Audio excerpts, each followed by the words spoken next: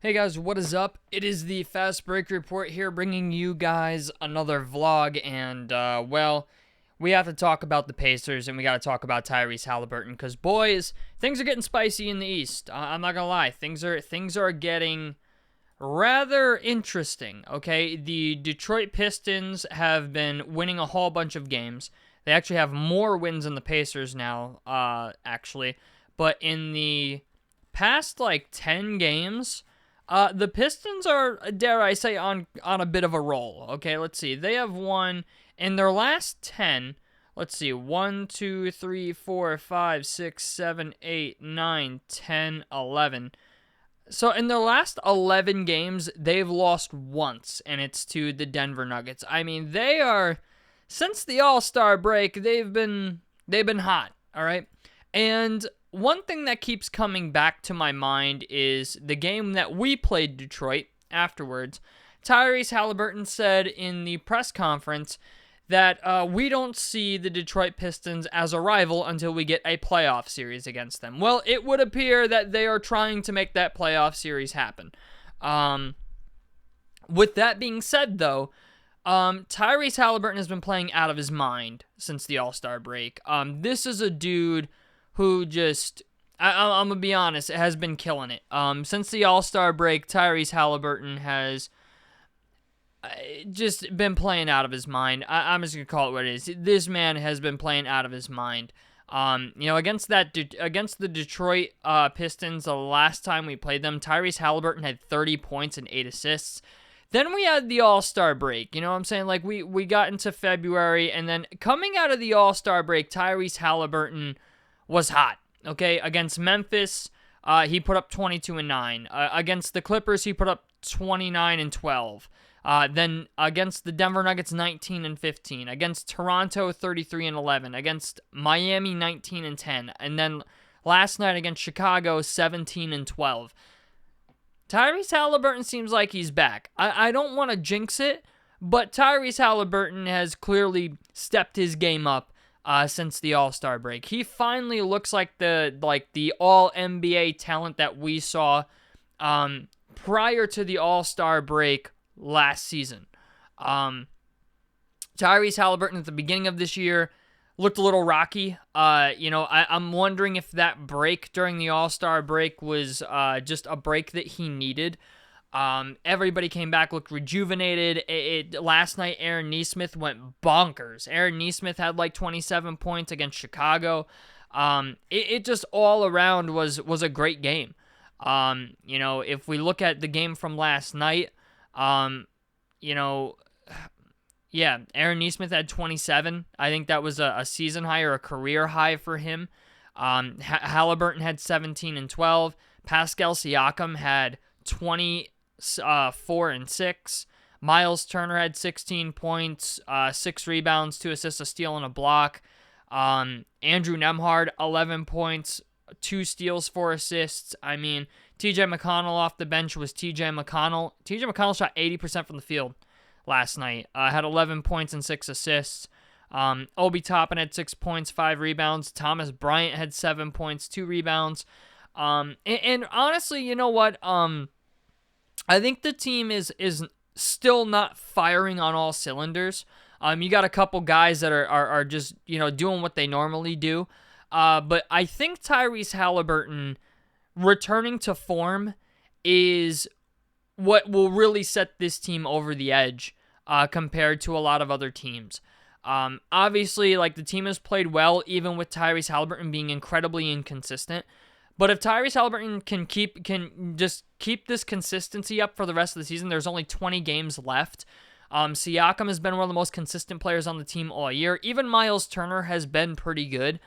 We still don't know what his future is going to be. I would assume they're going to bring him back. But even Miles Turner, since the All-Star break, been kind of balling. All right, kind of balling. Obviously the rebounding's inconsistent, but the scoring has been pretty good. Against the Clippers, he had 17. Then he had 23 against Denver. He had 18 against Toronto. He had 22 against Miami. And then last night he had 16 against Chicago.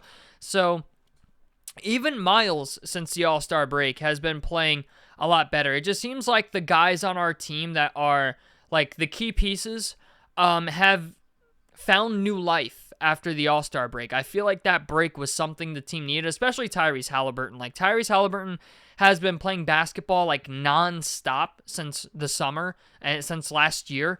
And I think just getting that week off to like not really have to do anything, maybe go in practice, even if actually not even really go in practice because All-Star weekend wasn't in Indiana, but it's just the idea, like, I think it was a break that the whole team needed, as a chance to reset, not reset just physically, but mentally a little bit, I think, as well. And they came back and they're playing their asses off. With that being said, though, we are no longer in the top 4 in the East. We are now 5th. Detroit is 35-27. We are 34-25. So we're ahead of them because we just don't have as many losses as they do. But Detroit has really turned it around as well. Detroit is balling. Okay. Milwaukee is 34-25. I think we could take that spot back from Milwaukee. I don't think we're getting into the top 3. New York would really, really have to fall off for us to do that. But I do think we could get into the top 4. I think that's very realistic. Unless New York has some type of injury or whatever. Obviously Kyrie Irving went down today. I mean, Luka Doncic trade looking like a total wreck for Nico Harrison. But it's just the idea we could be in the top 4 in the East. And I do think like there is some consistency issues on the roster. I will say that. We are 8th in offensive rating and 18th in defensive rating, which the defense has gotten a lot better. I will say that. I was very, very impressed with Tyrese Haliburton yesterday against Chicago, specifically with his switch defense. If you go look at Tyrese Haliburton play switch defense in the beginning of the year, this man was lost. I mean, like, anytime they switched on to Tyrese, they would legitimately target Tyrese Haliburton in screens because they knew that he had no idea where to be as soon as that switch came. He didn't know where to go. He didn't know where to rotate to. He didn't know whether to go under the screen or over the screen or what guy he's supposed to be attached to. Tyrese Haliburton would get fucking lost. But in the last 5 games, Tyrese Haliburton's defense has been spectacular. It's been better. He understands. Right? Like, he understands, okay, when this happens, I'm supposed to do this. I don't know what happened during that All-Star break, but Tyrese Haliburton has looked like a completely different player since the All-Star break, specifically on defense. I mean, like, it's amazing to me how, like, in one week alone, like a week of just off time, Tyrese Haliburton has gone from a guy that used to get lost in screens, couldn't switch on defense, his switch defense was horrible, his switch help was horrible, to a guy that now when he switches with Andrew Nembhard on guys and rotates, like, nobody's getting open anymore. Now all of a sudden there's no free jump shot. There's no free lunch anymore. You know what I'm saying? Guys can't just take him to the basket. Guys can't just get an open jump shot off him. The mismatch is like no longer guaranteed every time. And I like that. Tyrese Haliburton's getting in the passing lanes. He's averaging like two or three steals a game since the All-Star break ended. Like, Tyrese Haliburton defensively has really turned it up, and I'm just happy, man. I'm happy. I'm because if it isn't clear yet, okay, Tyrese Haliburton is my favorite player on the Pacers. When they traded for him, I was ecstatic, okay? But for all year, people have been throwing shade at Tyrese Haliburton. Oh, he's not an all-NBA talent. It was a fluke. You have fucking Wally Szczerbiak last year calling him a fake all-star. Or was it last year or the year before? I think it was last year, but Wally Szczerbiak was calling him a fake all-star and how Julius Randle and Jalen Brunson were going to make it over him. And just all the sentiment towards Tyrese Haliburton from non-Pacers fans has been very negative. And I'm not going to say it's not entirely warranted because Tyrese Haliburton, from what I understand, does talk a lot of shit. I mean, a lot of shit on the court. And his game really has not been backing it up until this point. So if we can just get a solid level of consistency out of Tyrese Haliburton going forward, the rest of the team will come together around that. Pascal Siakam has been, I think, one of the most consistent players on this team along with TJ McConnell.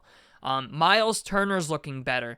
Halliburton's looking better. Nesmith is back, right? Like, Andrew Nemhard has been instrumental to this team's success ever since he came back from injury.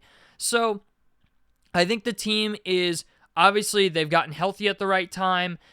They're clicking, I think, all together at the right time. Like, finally, it seems like the team really is, like, getting ready to fire on all cylinders. You know, you have a couple guys that are still dragging ass a little bit, but it's just the idea, it's not everybody anymore. You know what I'm saying? Like, we have a pretty impressive record for a team where our best player wasn't playing up to his full ability. You know what I'm saying? We have an impressive record for a team where Miles Turner has been good this year, not super consistent, but more consistent than in previous years, right? We've dealt, you know, with almost half a season without Andrew Nemhard or Aaron Nesmith. You know, they missed a bunch of time and we're still a top 5 seed in the East. So if we can just get it together and, you know, these last 15 or so games just really hit the ground running, we can end up a top 4 seed in the East. It is still very possible. We are 5th. We are tied for 4th with Milwaukee. So I kind of think like the sky's the limit. You know what I'm saying? I think we're a team that's capable of upsetting somebody in the first round. If we do end up playing like a higher ranked seeded team, I don't think that's going to happen, but I do think we make it past the first round. And in the second round, yeah, I think we could cause some noise. I think we could upset a team and get to the Eastern Conference Finals again. But like I said, everybody's got to be on the same page. Everybody's got to be clicking on all cylinders. And that's in the playoffs. Yeah, that's a lot to ask for. It's a different atmosphere. Teams have somewhat learned how we play since last year, and a lot of teams are also trying to mimic what we do, so that's helped them as well as to figuring out how Tyrese Haliburton plays, how the whole team plays, and you know what? That just comes with the territory, but I really, really think we have a shot. Like, this team, if everybody can get on the right page at the right time at the end of the season here, going into the playoffs, like if we can become a hot team going into the playoffs where just everybody's on one, we could make a serious playoff run, and it's nice to see that it's happening post All-Star break. Yeah, do I wish we were doing it all season? Yeah, obviously I do. But you know, we've overcome some adversity. You know what I'm saying? We've overcome injuries. We've overcome, you know, Isaiah Jackson and James Wiseman. You know, done for the season. We for a portion of the season, we played without a backup center. We were running Obi Toppin at center, right? You know, it was like Miles Turner, and that was it for our center plan for a while. And Obi Toppin, who, as much as I like Obi Toppin, he's not a post defender. He's just not. You know, decent, solid rebounder, but he's not even really known as a defender, but he's gotten better at defense. But he's still not a center. You know what I'm saying? Center is not his natural position. So with all those things considering, I think our team's doing pretty well. You know, Nemhard's back. Nesmith is back. Mathurin didn't play last night for whatever reason. I didn't look at his injury designation, but I know he didn't play. So yeah, if the whole team can get healthy, and like obviously it sucks that James Wiseman only played like 5 minutes for the Pacers in his career, probably the shortest career for any player on any team like ever, as far as like a guy who actually played. But it's just the idea we kind of have something to look forward to here going into the second half of the season, where the team, it's very possible, could click. You know what I'm saying? Where like everybody just gets on the same page at just the right time, and we start fucking people up. You know, we play Houston tonight, which, you know, that could be an interesting game, considering Houston is one of the better teams in the league right now. Houston is 5th in the West, so it'll be a good test of the team. Too bad I won't see it because I'll be at my pool match tonight.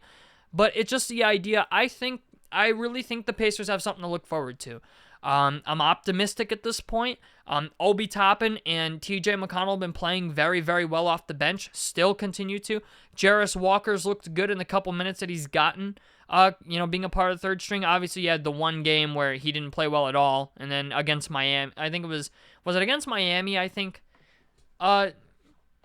Jarris Walker had a bad game there, but it's just the idea. Like we have. You know, somebody said this to me the other day. You know, Jarris Walker being on the third string unit is a good problem to have, but at the end of the day, it's still a problem. And I completely agree with that. I think Jarris Walker should be a part of the second unit more than he is.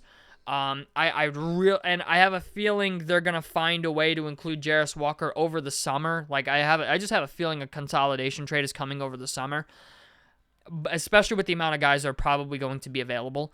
It's just the idea, like, if we go back to the Eastern Conference Finals this year and everybody catches fire at the right time at the end of the season here in the last 15 games, we could be a serious Eastern Conference Finals threat again. And if we go back to the Eastern Conference Finals 2 years in a row, teams are going to start looking at us. Teams are going to start looking at us like, yeah, that's a team that's potentially one piece away. So, and I think we are, if I'm being honest with you. I really think this team's one piece away. Miles has, as much as I don't think I think Miles Turner is a solid center. I just think, like, we could get more of what we actually need out of somebody else to really put the team over the top. But even if Miles Turner is the center, I don't think that's the end of the world. It's just, I would really like to see us add another piece to really solidify it. Like those are your options, really, if I'm being honest. It's like, get a better center, which is not likely to happen, or trade for a wing that is really fucking good, which is more likely, I think, to happen. Because teams in the league that have good centers are not likely to trade them. Same thing with guys that are good wing players, but there are guys out there this summer that I think are going to be available. A name that people might cringe at a little bit is Kawhi Leonard, especially with how much he's getting paid for the idea he doesn't play back-to-backs anymore. Kawhi is an injury-prone player, but in no world would I want us to trade anything significant for him. Trading for him is not even possible, by the way. I'm just going to say that without giving up more than he's worth.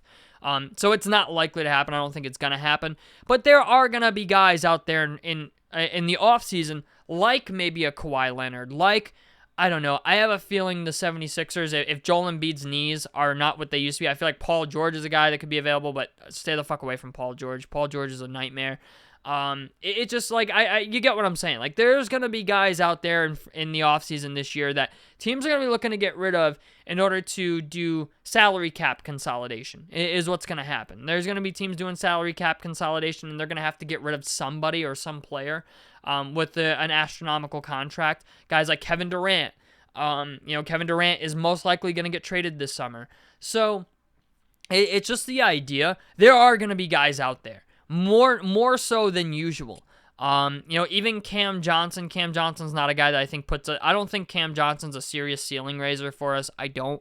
But nevertheless, there will be names out there that could be added that could maybe help us out a little bit. That's all I'm saying. So, obviously a lot of these guys are guys that I don't think we should trade for. Let me just put that out there right now. I'm just saying they could be available. Okay, I'm not saying trade Obi Toppin and Aaron Nesmith and Ben Mathurin for fucking Kawhi Leonard or Paul George. That's not what I'm saying. I'm simply saying these names are going to be available. Okay, these are guys that are likely going to be available because of the situations their teams are in. And if you're the Clippers right now, right, draft picks to you is more valuable to you than Kawhi Leonard is. And there's going to be some teams out there looking to get rid of some guys. So, I don't know, man. We'll have to wait and see what the offseason brings, but I do think this team is trending in the right direction, and that's very important, especially with the consistency we're seeing out of Tyrese Haliburton. I think that's a very, very big deal. Considering Tyrese Haliburton in the last 5 games has been on a tear. The dude is shooting upwards of 48% from 3 over the last 5 games. Tyrese Haliburton has been on a tear. I think will continue to go on a tear. I'm hoping he continues to go on a tear because I love seeing this dude succeed.